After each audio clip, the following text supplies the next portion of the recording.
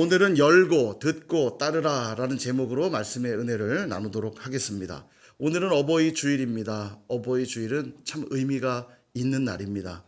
왜냐하면 하나님은 늘 일하실 때 하나님이 쓰시는 방식이 있어요. 하나님이 직접 행하시지 않고, 물론 실제적으로는 하나님이 다 하시는 거지만 하나님은 하나님의 사람을 세우셔서 일하시기를 기뻐하시는 분이세요. 천지를 만드시고 하나님이 직접 통치하실 수 있지만 거기에 하나님의 형상대로 지음받은 사람을 두셔서는 아담을 지으시고는 말씀하시기를 생육하고 번성하고 땅에 충만하라 정복하고 다스리라, 이 문화명령, 통치명령을 주시면서 내가 너를 이 땅의 대표자로 세웠으니 너는 나의 마음으로 나의 모습으로 이 땅을 다스려라, 세워가라, 그렇게 말씀하셨어요. 이것이 하나님의 통치 원리입니다. 지금도 하나님은 하나님의 일을 하실 때 하나님의 사람들을 세우셔서 하세요. 선일교회를 세우시고는 그 선일교회 목사를 세우시고 장로를 세우시고 권사와 안수집사를 세우셔서 몸된 교회를 섬기게 하시고, 사실은 하나님이 직접 통치하시는 거지만 거기에 하나님 사람들을 통해서 일하시는 이 원리를 우리는 어렵지 않게 보게 되죠. 동일하게 우리 한 사람 한 사람을 이 땅에 보내셔서 우리를 키워내실 때, 우리를 돌보시고 인도하실 때도 동일하게 사람을 세우셔서 하셨는데, 그 세우신 사람들이 누구냐? 바로 어버이인 겁니다. 어버이. 하나님이 어버이를 택하셔서 그들을 통해 자녀를 낳게 하시고 그들을 그들에게 위탁하셔서 믿음으로 양육하라 맡기신 거죠. 물론 여기 어버이라 하는 것은 좁은 의미에서는 나를 낳아주신 부모이기도 하지만 넓게 적용하면 지금도 나의 성장을 돕고 나의 삶을 돌봐주는 많은 돌보는 사람들을 총칭하는 것이라 말할 수 있습니다. 그런 의미에서 어버이 주일은 굉장히 뜻깊고 의미 있는 날이죠. 우리 육신의 어버이뿐만 아니라 영적인 또 어버이와 같은 역할을 해주시는 분들과 더 나아가서 그 뒤에서 이 모든 걸 인도하고 계시는 하나님 아버지께 감사하는 날이라 말할 수 있습니다. 여러분, 십계명을 보면 우리 십계명 SBS 버전으로 한번 외워볼까요? 시작. 구약이 가물가물해졌죠 벌써. 신우망한부 살간도고탐 한번 따라해볼까요? 시작. 신우망한부 살간도고탐. 이 키워드만 외우면 달달 외워줄 수 있다고 그랬잖아요. 신, 다른 신을 내게 있게 하지 말고, 우상을 만들지도 말고 내게 두지 말고, 망령되의 여호와 이름을 일컫지 말고, 안식일을 거룩히 지키고, 부모 공경하고, 살인하지 말고, 간음하지 말고, 도둑질하지 말고, 거짓 증거하지 말고, 탐내지 마라. 신우망한부 살간도고탐. 잘 보면요, 1계명부터 4계명 다른 신, 우상, 망령되이 안식일 지키는 것은 하나님과 관계된 계명이고요. 부모를 공경하고 살인하지 말고 간음 말고 도둑질 말고 거짓말 말고 탐심을 갖지 말라는 건 이 땅에 살면서 사람과 관계된 계명이라 말할 수 있습니다. 그죠? 그런데 독특한 특징이 하나 있습니다. 10계명을 잘 보면 이 계명을 지키면 내가 복 줄게 라고 약속한 계명이 딱 하나 있어요. 그게 뭐게요?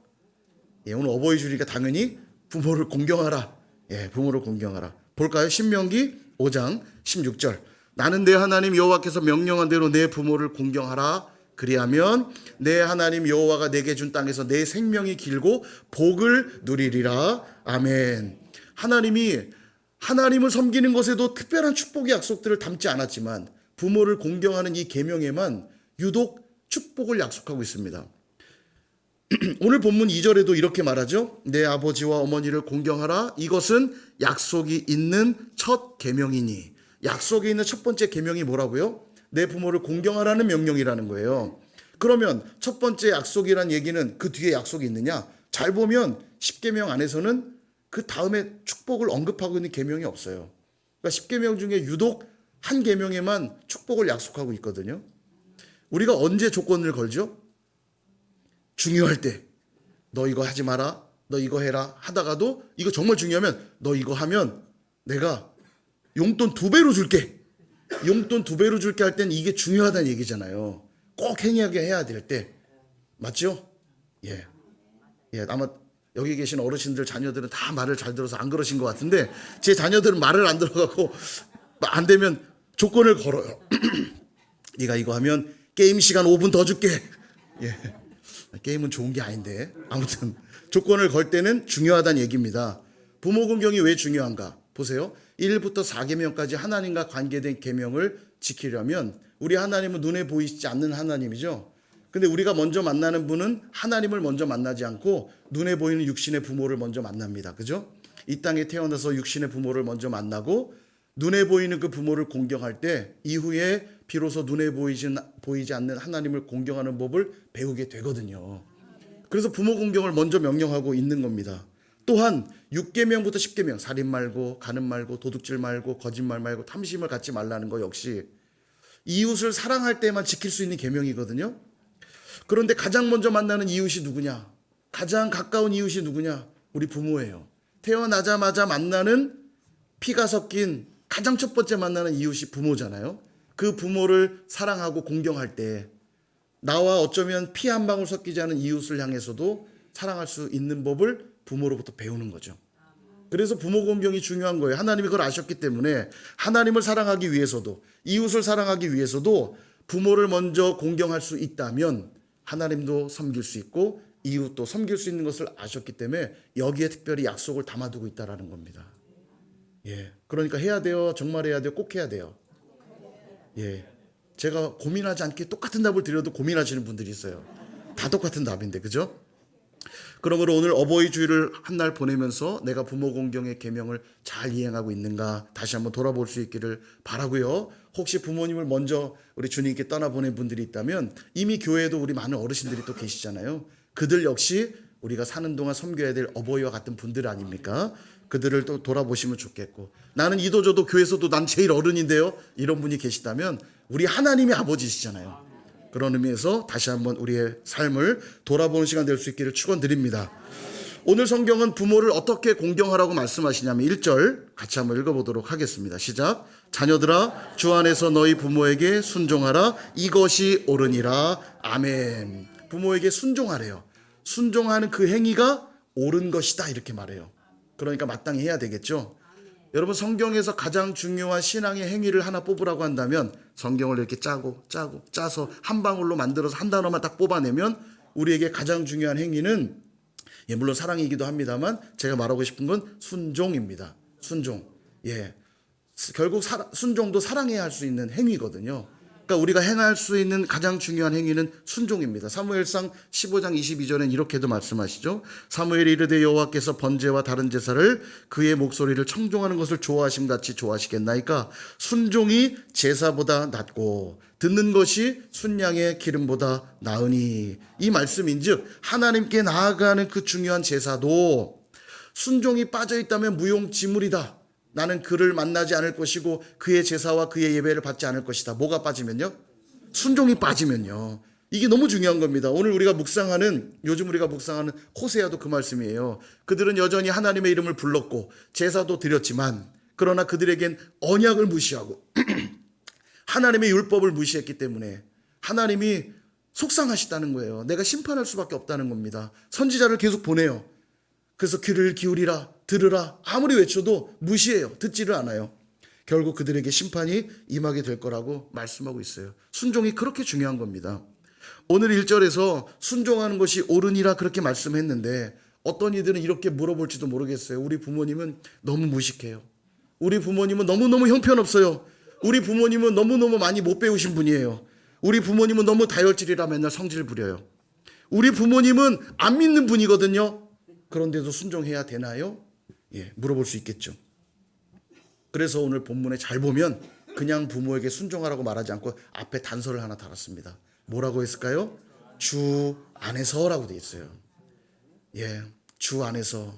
여러분, 주 안에서라는 뜻이 뭐냐면 부모에게 순종해야 될 동기가 부모님이 잘나서, 부모님이 좋아서, 부모님이 믿음이 있어서, 부모님이 돈이 많아서, 부모님이 잘생겨서, 부모님이 성품이 좋아서 순종하는 게 아니라 주님으로 인해서, 주님 때문에, 주님 이름으로 부모에게 순종하라는 거예요. 그러니까 부모에게 순종하면 잘되게 하신다고 약속했죠. 하나님이 축복을 주시는 지점이 어디냐면 부모에게 순종하는 그 행위 자체라기보다는 주님 때문에 순종하는 그 지점에서 축복하는 겁니다. 예수의 이름으로 순종할 때 그 모습을 보시고 축복해 주신다는 거예요. 왜냐하면 그게 옳은 것이니까, 그게 선한 것이니까 하나님 앞에 순종한 걸로 쳐주시겠다는 거예요.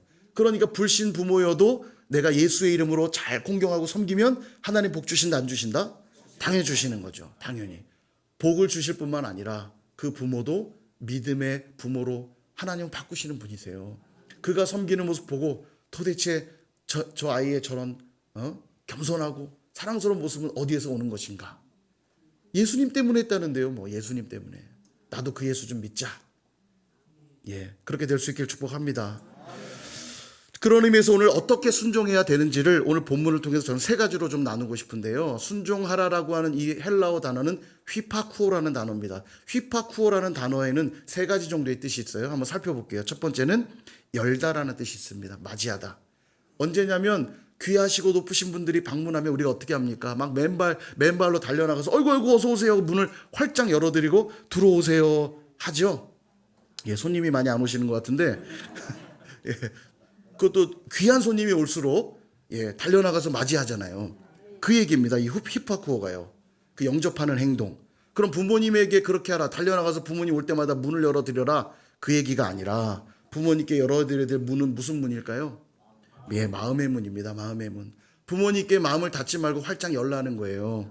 그게 휘파쿠의 첫 번째 의미입니다. 왜냐하면 마음을 열지 않으면 달려나가 문을 열지도 않을 뿐만 아니라 부모를 전혀 공경할 수가 없어요. 마음을 여는 것부터가 부모를 공경하는 첫 시작이라는 겁니다. 근데 적지 않은 사람들이 가장 마음을 닫고 있는 대상이 부모인 경우가 많아요. 부모로부터 받은 상처, 또 부모님과 겪는 가정의 여러 상황들 때문에 부모를 대하긴 대하지만 마음을 닫고 관계를 맺는 경우들이 많죠. 그죠? 그러나 아무리 어렵고 힘들더라도 마음을 열지 않고는 부모 공경이 불가능하다는 거예요. 예, 부모 공경 물 건너가는 일이 되는 거죠. 여러분, 하나님을 만날 때도 마음을 여는 건 얼마나 중요한지 아십니까? 하나님을 만나기 위해 우리가 가장 먼저 해야 될 일이 무엇인가? 요한복음 1장 12절 영접하는 자 곧 그 이름 믿는 자들에게는 하나님의 자녀가 되는 권세를 주셨으니 아멘. 하나님의 자녀가 되기 위해 가장 먼저 해야 될 일은 마음 문을 열고 주님을 내 마음에 모셔드려야만 신앙생활의 시작이 되는 거예요. 그러면 그렇게 마음에 모셔드리면 끝나냐? 그렇지 않아요. 주님을 모셔드렸다면 두 번째, 이제 하나님을 어떻게 섬길 것인가? 볼까요? 신명기 6장 5절 너는 마음을 다하고 뜻을 다하고 힘 다하여 내 하나님 여호와를 사랑하라. 아멘. 하나님을 마음 다하여 사랑해야 된다고 말씀하고 있어요. 여러분, 마음, 뜻, 힘이라고 하는 것은 너의 전 인격으로 하나님을 사랑해라 이 말입니다. 너의 모든 걸 동원해 사랑하라는 얘기거든요. 우리의 전 인격이 담겨있는 좌소, 우리의 인격이 담겨있는 공간이 어디냐면 거기가 마음이에요. 마음을 들여 사랑하라는 거거든요. 그러니까 마음을 열어 하나님을 영접했다면 이제 하나님을 어떻게 섬겨야 되냐? 그 마음을 다하여 사랑하라는 얘기예요. 그러면 끝나는가? 아니요. 이제 그 하나님과 더 친밀해져야 되잖아요. 더 깊어지기 위해서 어떻게 해야 되느냐? 계시록 3장 20절 역시 또 같이 한번 읽어볼까요? 시작. 볼지어다 내가 문 밖에 서서 두드리노니 누구든지 내 음성을 듣고 문을 열면 내가 그에게로 들어가 그와 더불어 먹고 그는 나와 더불어 먹으리라. 아멘. 주님이 우리 마음문 앞에 기다리고 계신데요. 우리의 마음문을 활짝 열면 주님이 우리 안에 들어와 깊이 교제하시겠대요. 더불어 먹고 마시겠대요. 여러분, 왜 우리가 문을 열기를 기다릴까요? 주님이 힘이 없어서? 문을 열 힘이 없어서 그럴까요? 아니에요. 우리를 인격적으로 대하시고 우리를 사랑하시기 때문에 강제하지 않으신다는 겁니다. 문을 열어줄 때까지 기다리시겠다는 거예요. 그러므로 늘 주님을 우리 마음문 앞에 기다리게 해서는 안 돼요. 마음을 활짝 열어야 주님과 더 친밀해지는 거죠. 사랑하는 여러분, 오늘 우리가 부모님을 향해서도 마음을 연다는 건 너무너무 중요합니다. 마음을 여는 것부터가 부모 공경이기 때문입니다. 종종 어떤 이들은 그래요. 나 뜨겁고 간지럽게 아예 어떻게 부모님께 그렇게 합니까? 라고 하지만 아니요. 마음을 열고 다가가는 것부터가 부모 공경이라는 것을 기억하셔야 합니다. 그렇게 부모님께 마음을 열 수 있는 이들이 하나님을 향해서도 마음을 열고 마음으로 섬기며 마음으로 교제할 수 있다는 사실을 기억할 수 있기를 주님의 이름으로 축원드립니다. 두 번째 휘파쿠오의 의미는 듣다라는 의미예요. 듣다. 대답하다라고 되어 있는데 당연하죠. 들어야 대답할 거 아닙니까? 그죠? 자, 듣고 대답하다는 의미에서 이 듣다는 지나가면서 가볍게 듣다는 뜻이 아니죠. 경청하다라는 뜻입니다. 경청하다. 마음을 열었다면 그 다음 나오는 행동이 뭐예요? 경청하는 거죠.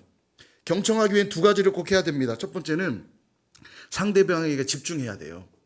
그죠? 모든 관심과 초점을 그에게 맞춰야 때로는 말하지 않아도 그가 내뱉는 숨소리만 들어도 음성이 들려요. 보세요. 자, 제가 뭐라고 했는지 들리시죠? 목회가 힘드시구나. 근데 제가 와, 목회가 신나시구나. 그죠? 제가 말 안 해도 들리시죠? 경청하는 사람만 들려요. 경청 안 하면 이렇게 말할걸요? 에휴, 왜 또 한숨이야, 한숨은. 왜 또 한숨이야. 근데 경청하는 분들은 작은 신음도 들어요. 요즘 많이 힘드신가? 경청해야 돼. 그러려면 그에게 완전히 집중해야 됩니다. 또 하나, 집중하는 것 외에도 기타 다른 소리들을 차단해야 돼요. 보세요. 세 사람이 대화하는데 얘기하고 싶다고 이 사람도 저에게 막 얘기합니다. 둘이 얘기하니까 더 많은 얘기를 들을 수 있을까요? 하나도 못 들어요. 무슨 말인지 하나도 모르겠어요. 넌 좀 가만히 있어봐 이래야지. 양쪽 얘기를 다 들어준다고 해서 들을 수 있는 게 아니에요. 그래서 경청한다는 건 그 사람에게 집중하는 것과 그 사람 아닌 소리들은 차단해야 된다는 거죠. 오늘날 관계가 틀어지는 가장 큰 이유가 뭡니까? 소통의 부재예요. 소통의 부재. 서로에 대해 경청하지 않기 때문입니다. 실컷 말했는데 나중에 그랬어? 그런 말 했어? 대충 들어요. 왜 그러냐? 우리 현대사회가 너무 분주합니다. 너무 바빠요.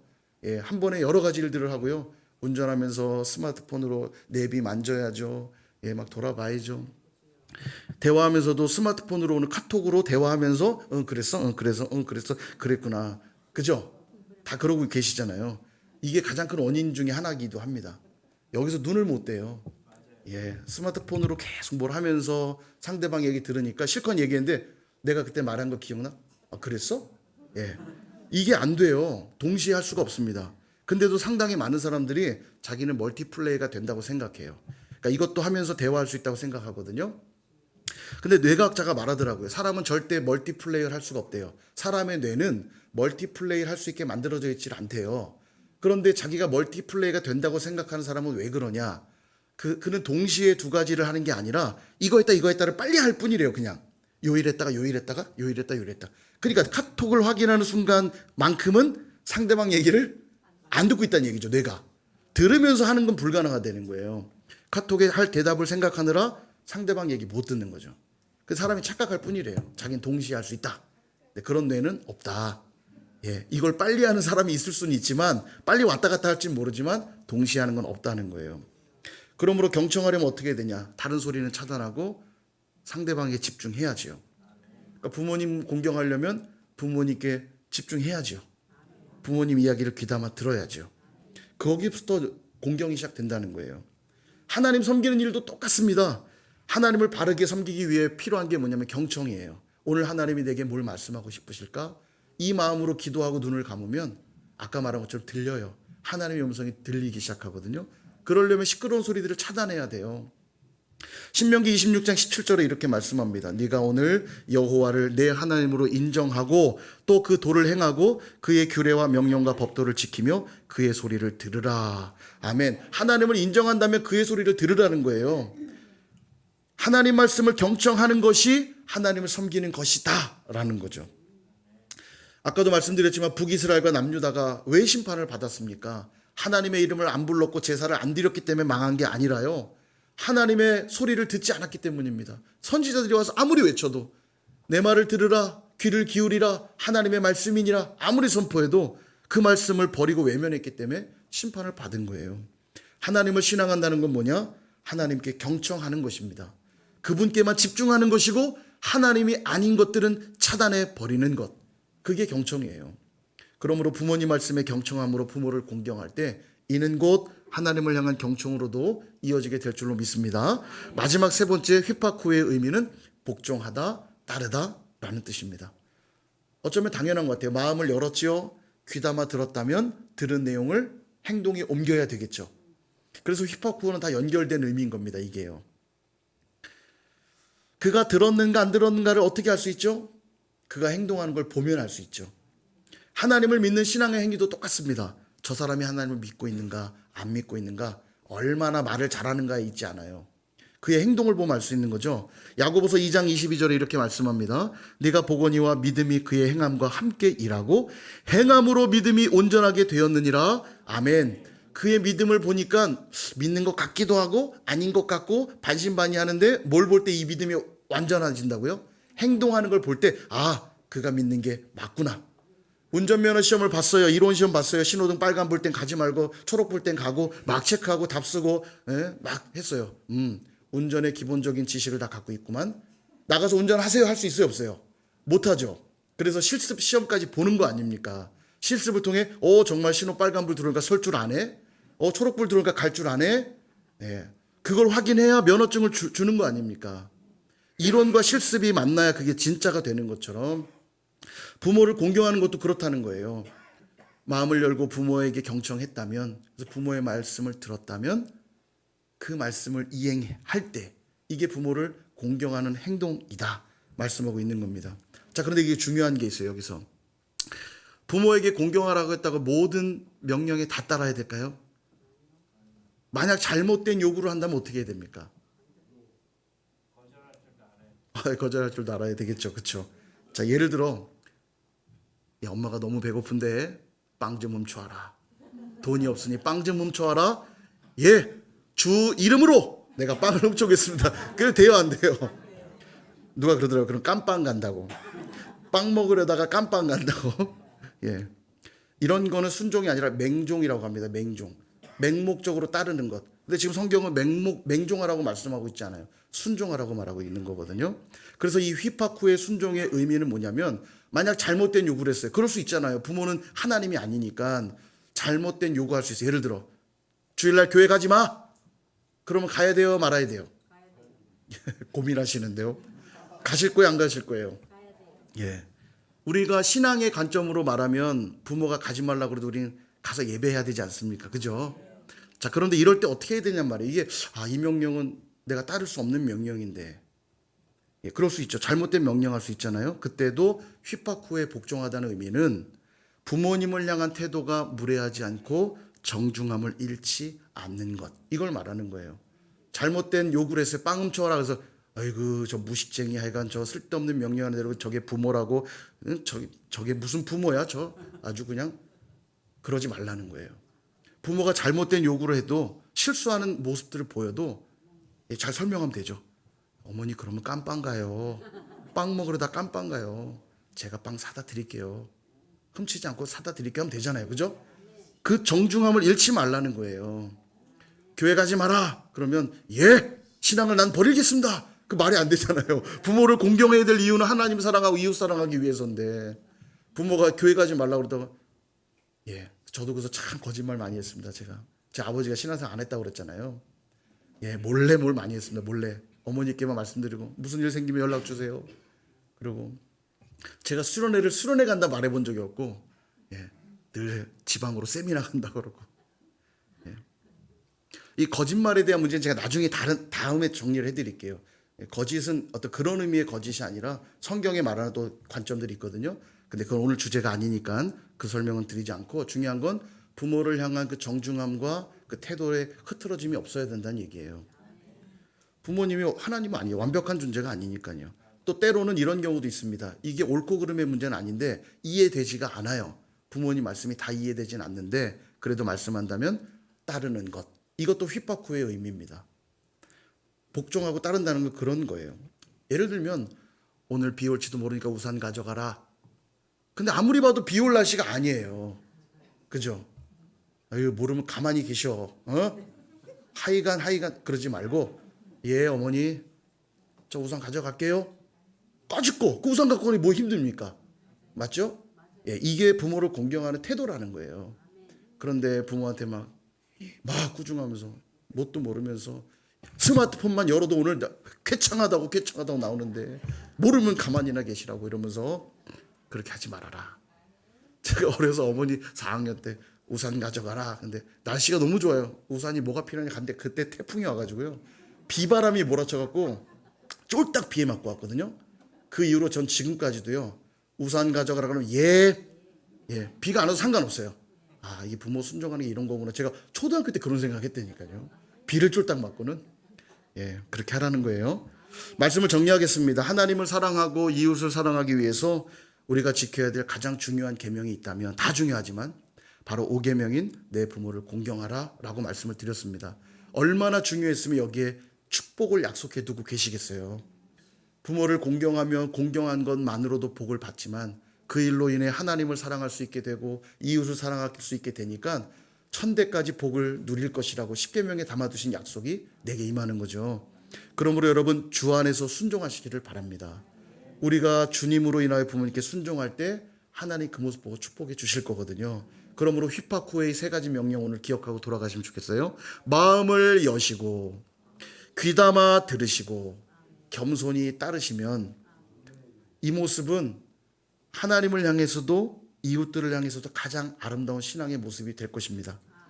뿐만 아니라 그것 때문에 내가 복을 받고요. 나만 복 받는 게 아니에요. 그 복은 흘러서 우리 부모님은 물론이거니와 나의 주변 이웃 사람들에게까지도 그 축복이 흘러가게 될 줄로 믿습니다.